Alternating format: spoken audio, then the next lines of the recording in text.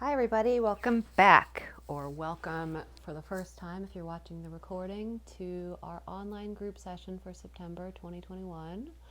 We're going to talk about sketchbooks and sketching and a little bit of composition and painting preparation. So often when you guys see me sketching, I'm doing a specific kind of sketching. I'm sketching for composition. So I will start with the shape that I want the painting to be. And then I will look through the viewfinder and I would say, where are my sweet spots? Maybe I will start there, or I will say, where's my center of interest? Where do I want to put that within the frame, and start from there and go. But sometimes you've got like a Strata easel day where you want to do a drawing for it instead of a painting, or you're just sketching for a daily sketch or for fun. And when I do that, I generally kind of just start anywhere and go out from there. So I think that's what we'll start doing. Because when I sketch for a thumbnail, for a shape, I'm really just doing like a shorthand, I'm not doing really rendering. All right. But I think I want to kind of zero in on the glass of water and the pear and the bowl and see how far we get. So I'm working with the Blackwing 602, the firm.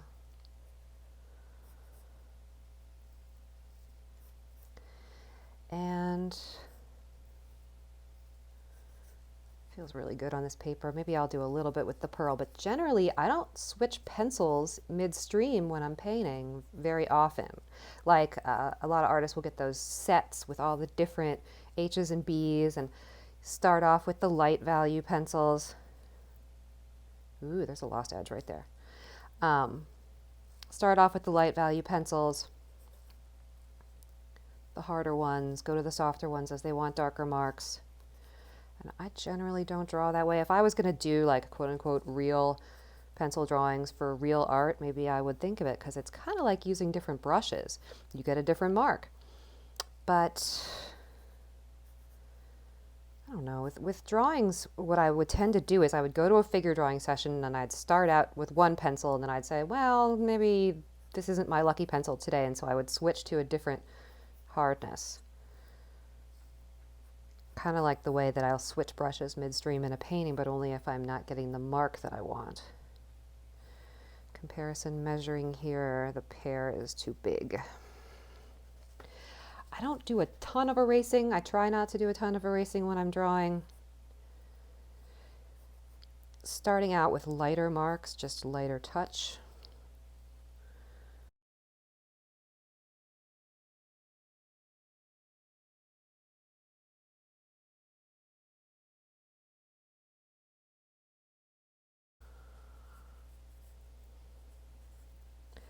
Really see that rim, and there's a little bit of the water here. There's a lot of cool pear distortion, and the thing about like distortion behind glass like this is if I move my head even just a little bit.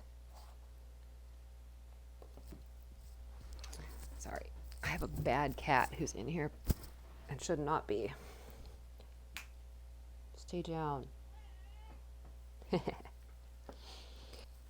Distortion through glass like this is if I move my head even a little bit, it changes a lot, and I want to be open-minded to, is it going to get more interesting possibly? Is something interesting going to be happening? There's a lot of interesting stuff happening down here, and maybe that's not showing up in the photo reference as much. But if I move my head a bit, I actually start to see a bit of the pear right there, and that's one thing I'm interested in about painting this. But I couldn't get it all happening at the same time, if that makes sense. And that's why painting is better than photography.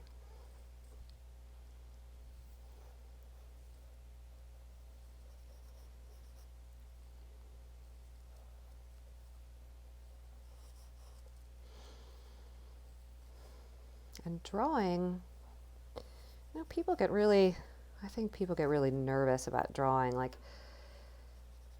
it's going to be permanent, or it has to be right in the first pass, and we scrape when we're painting, and we wipe things off when we're painting. Sketchbooks are supposed to be place where we can relax and play. But for me, often it does not turn out to be that way.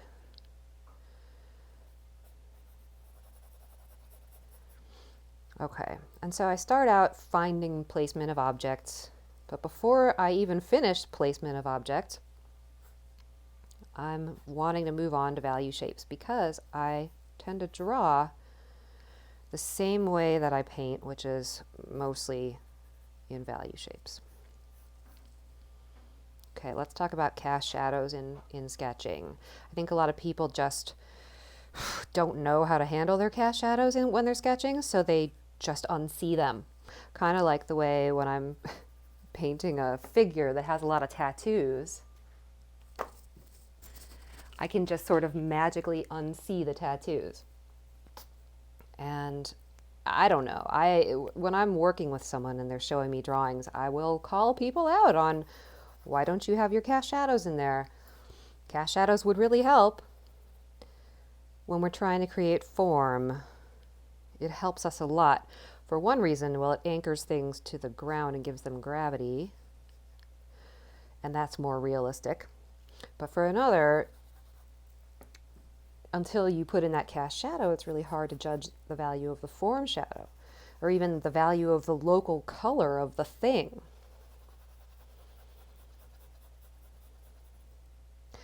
But anyway, I digress. Back to cast shadows. Of course, it's your choice whether you want to include them.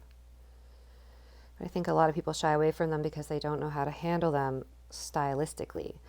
And you're going to have to practice to find what works for you, of course. But for me, what I've found is that if I sketch out the general shape of the cast shadow first, just like I do when I'm painting, and this is how my drawing technique and my painting technique have influenced each other over the years for sure, one way. You've all seen me do this in an underpainting. I want to show myself the shape and the action. That pear is really nicely foreshortened.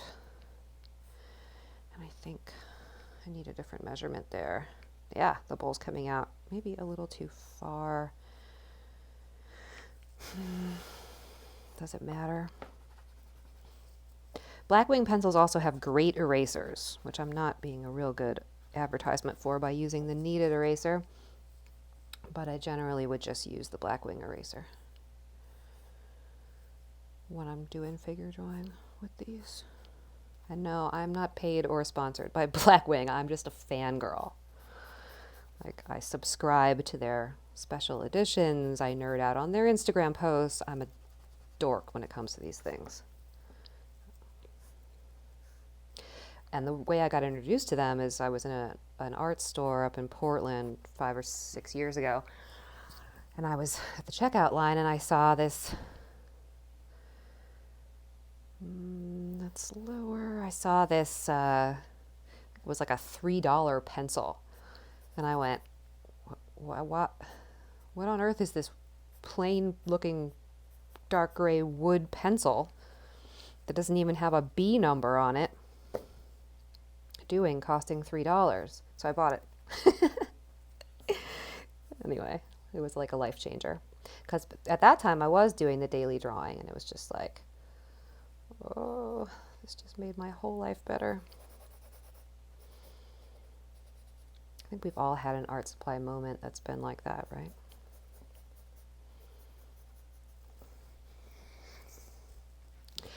So a lot of right-handed drawers will kind of work from left to right as they're going across their paper, because then your hand is not smudging up what you've already worked on. The solution for that would be to put a piece of paper, down and put your hand on it as you moved all around. I could do that. Wouldn't that be really professional and neat of me? Instead, I just tend to treat it kind of like scraping or purposefully smudging what my hand is going to do. It's going to do.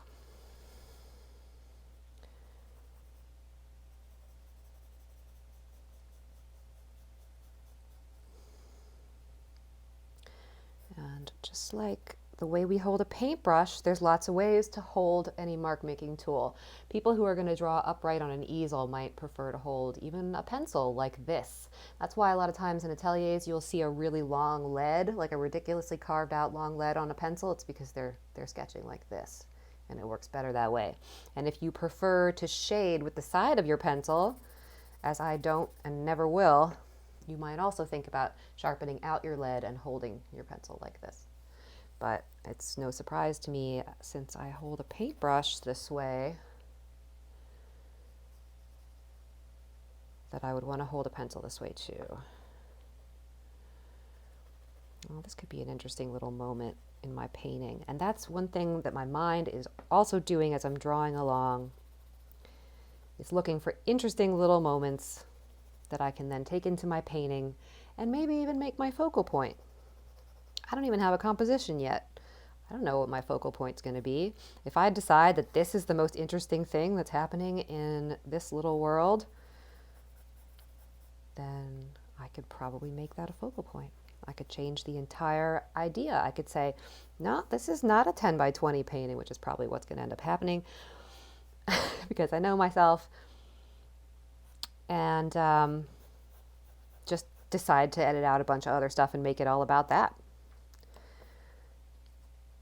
Could happen. It's Control Z on that line.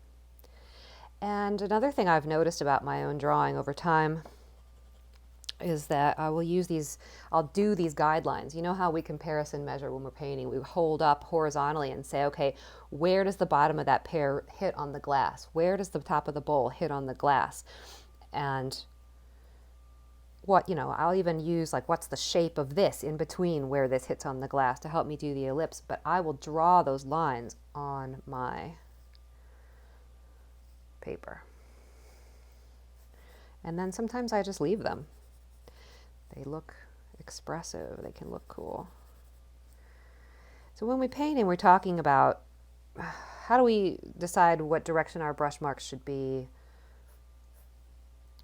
And I always advise, think about making your brush mark in the shape of the value area. And so if there's doubt about what direction your hatch marks should go, because I think that we all have that,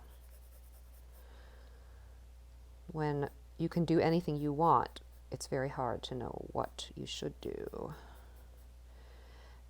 And it's intuitive for me now, so it's a little harder to explain, but I am thinking of it in almost the same way that I think about what direction should I move my brush. I think about what's the action of the shape within a shape. These marks, these value shapes within the glass here, these reflections, they feel like they're going up and down. Maybe there's a darker one over here that feels like it's going to the side. We have the tops of these guys. Let's paint what I see, not what I know about this, though. All this glass stuff, I mean, it's super challenging.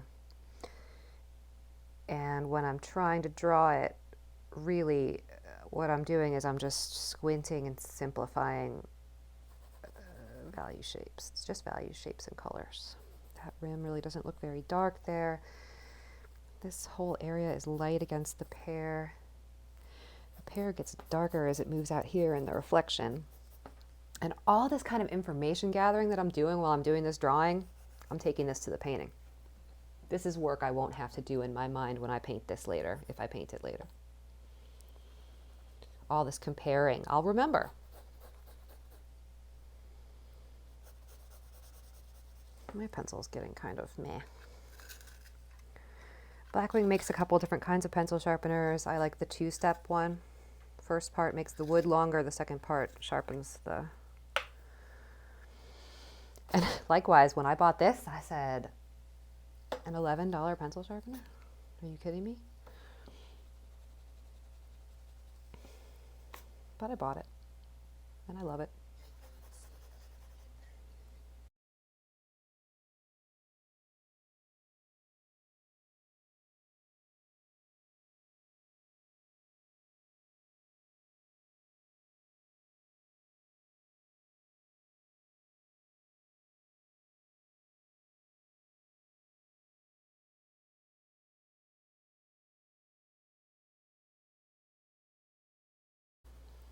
Okay,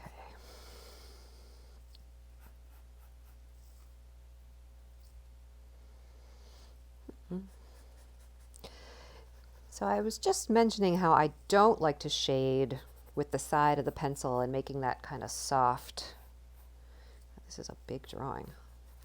Definitely not a thumbnail sketch. And making that soft, hazy mark like this. That might be sort of analogous to the scrubbing in with the brush that we were talking about earlier in the conversation. I'm mostly hatching and picking up the brush in between the pencil. The farther back you hold the pencil, the longer of the stroke you're going to have access to, and the longer your pencil is as well. So maybe choking up if you want short little strokes, and going back if you want long strokes.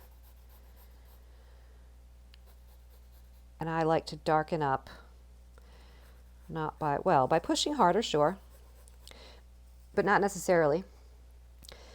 We can talk about line weight, which involves pushing harder, but I like to layer my hatch marks to go darker.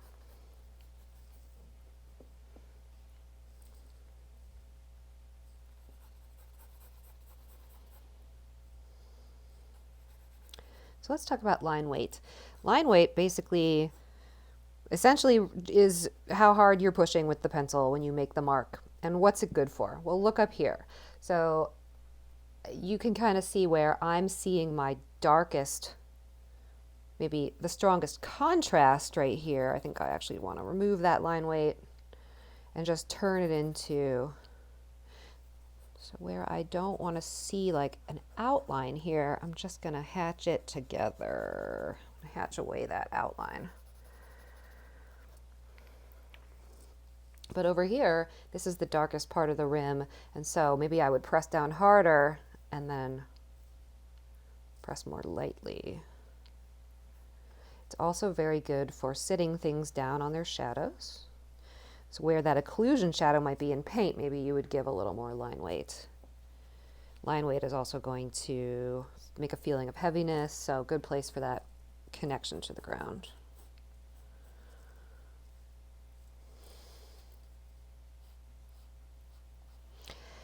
Pencil drawing can be, it doesn't have to be. It can be additive and subtractive like charcoal drawing, but it's not always 100% easy to pull out your lights. So I tend to do both. Okay, so layers of hatch marks. And when I talk about painterly drawing, I mean that I'm drawing with value relationships and value shapes, not line. Okay, I need to make a decision about whether I want this guy, and he lines up right about there. Whether I want this guy in or out of the shadow. Let's try out.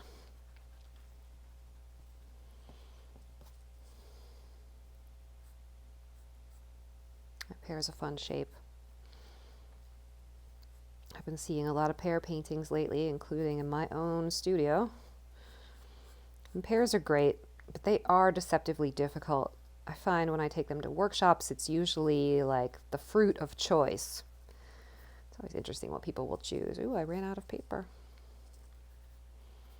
And people are very drawn to pears. You know, they have that beautiful figurative shape. But that beautiful figurative shape is also challenging because it's lumpy and irregular, and a lot of people get really frustrated. It's just geometry. I've struggled with it too. Squint and simplify. But one thing that really helped me with pears was sculpting that planar pear. And anybody that is curious about the planar pear, didn't I do a demo? I mean, it's not even it was a horrible painting, but I did a demo. I did these sculptures of planar fruit a few years ago because I saw it in Kevin McPherson's book, I believe, or I heard that somebody had done it in a workshop exercise. And it was amazing for me as far as understanding the geometric action of what's going on in a pear. But it was not amazing for me as an experience in general because I hate sculpting. Why? What do you mean, why? Oh, I just am not a three-dimensional thinker. Like I can take anything three-dimensional and make it flat, but I can't do very well turning raw materials into something three-dimensional and nice. I don't know actually what my problem is with sculpture. Is it? I don't think it's manual dexterity. I think partly it's the tools. And it was like Ethan said about every time he gouaches, he breaks things. Anytime you put a tool in my hand, I break something. I kind of meant that like I break things not on purpose, like just things get broken by me when I try to use tools. Yeah. Like I just, yeah, I'm not good at it. So, and I don't enjoy it. Anything mechanical, even the vacuum cleaner. Could, I have this litany throughout my life of the things I've broken while vacuuming.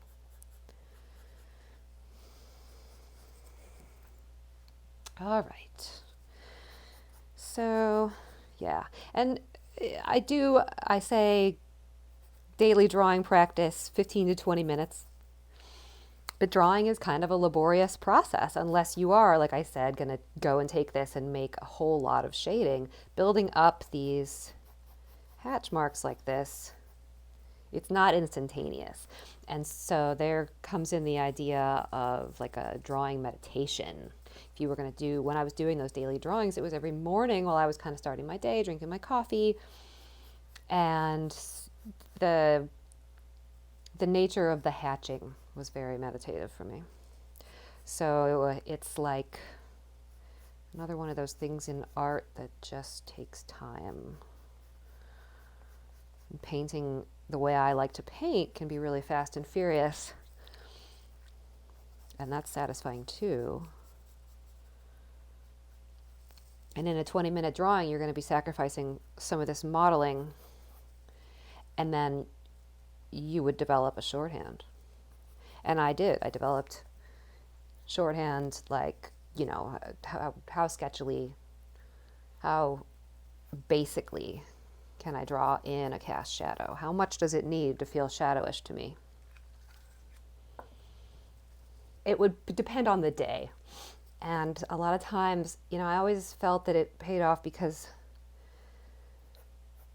it warmed up my seeing a lot. Let's see, this is darker in here. But it was a farm system for still life paintings. Sometimes my daily drawing would be a sketch of the still life that I had set up. Okay, so everything that we see through glass is a little darker than what we don't see through glass, so maybe I remind myself of that by hatching in everything. Then I lose my relative values, so then I have to maybe come back in and do some more stuff. Look at all that. Okay, well, and does this look like fun to paint? I can ask myself as I'm drawing. Is it as much fun to draw as I thought it was going to be to paint? Do I like this at all? Is it good? Is it bad? If you're not enjoying drawing it, it may not get better in the paint unless what you're really noticing about it is the colors.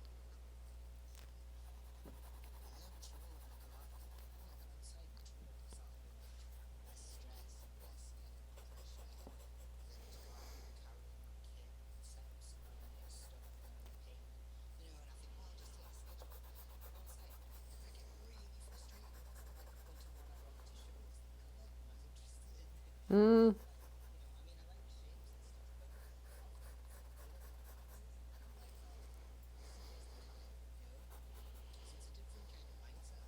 absolutely.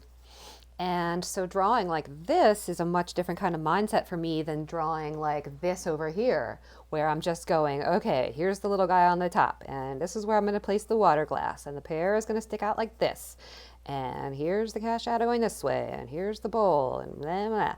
And am I going to have this cropped or not, you know, and pushing and pulling on this. That kind of drawing, much faster. I find it very satisfying and relaxing. And you know, it's really like thinking with a pencil in my hand. And so it's fun, but it's different mindset. And so maybe for you, this is what gouache is going to be about.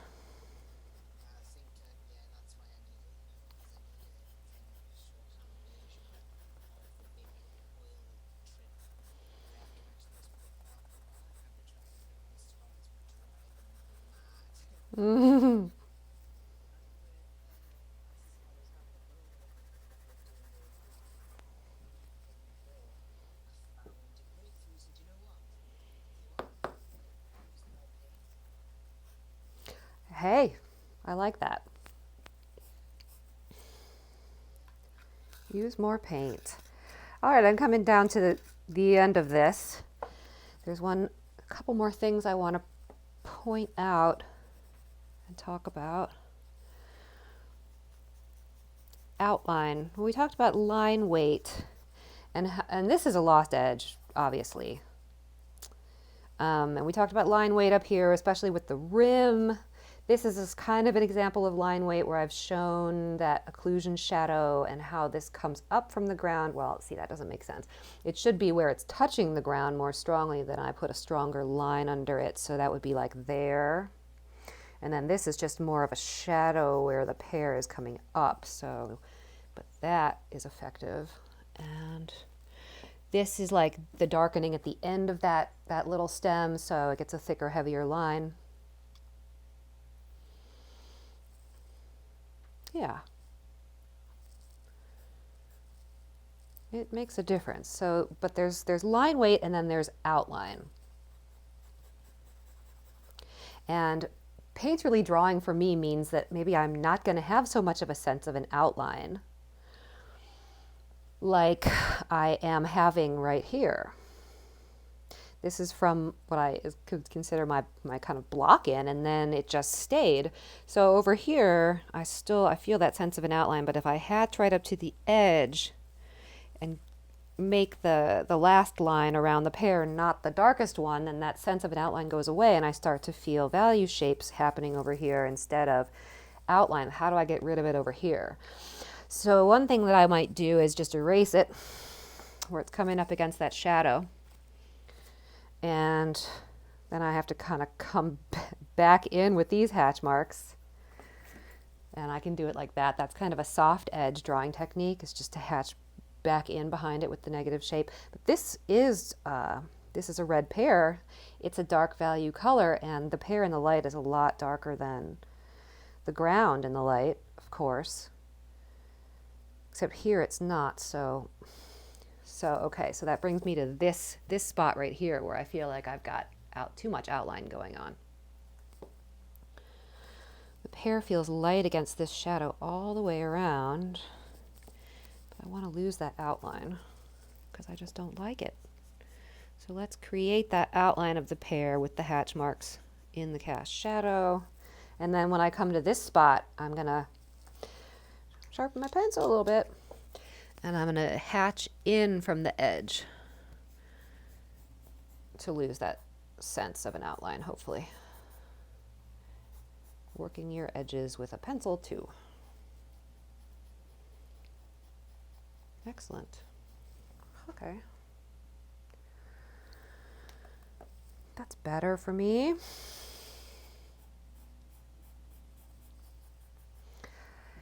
This works in the negative space as well. I don't have a real good example of this here, but when I used to do figure drawing, I'll demonstrate it on this side. When I was doing figure drawing, a lot of times I would show something that was light. Like let's say I would have like a model's back or something in their head and they're turned like this. And the back would be in light.